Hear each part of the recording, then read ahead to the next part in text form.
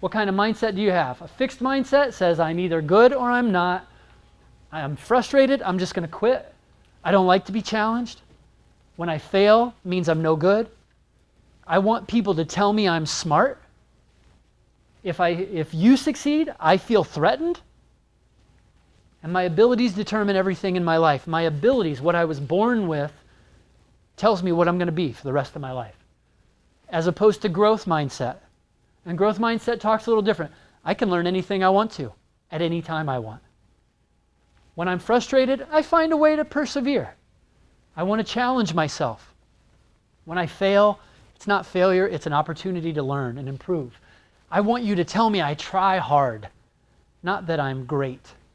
Because if I'm great, I am what I am. But if I try hard, I can be anything I want to be.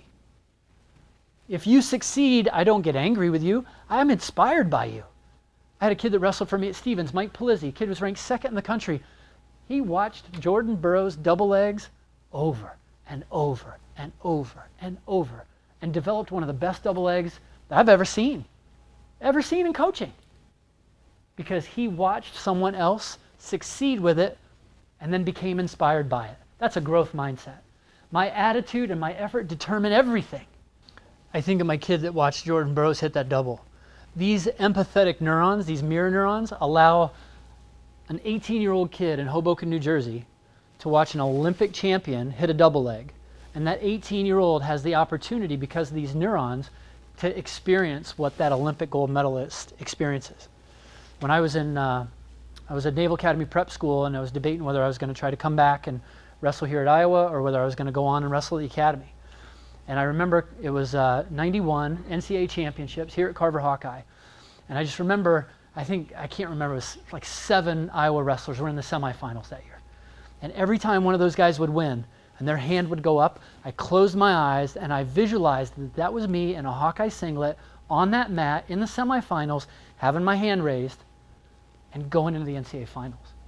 I felt that as an 18-year-old kid. I never knew why.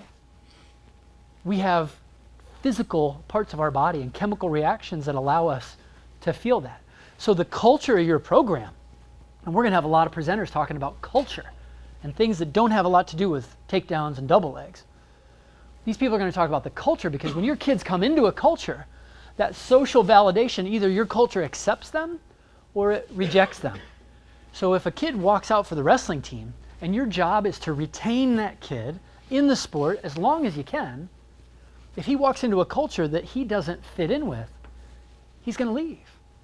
He's not going to have the experience that he could have had.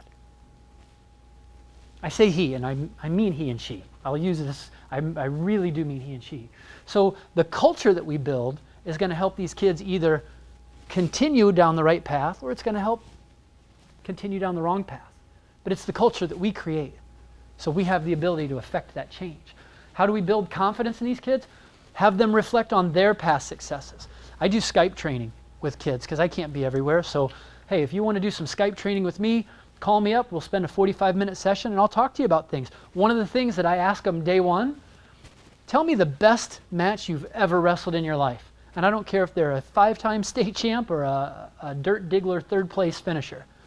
What's the best match you've ever wrestled? Because then they're going to reflect on that, which is going to create mirror neurons and that empathetic feeling where they can feel it again and they can start to replicate that kind of concept. So have them talk about their best experiences. Maybe it's not wrestling. It might be a kid that comes out for track because now you're the wrestling coach too. You'll get kids that will follow you because of your coaching skills.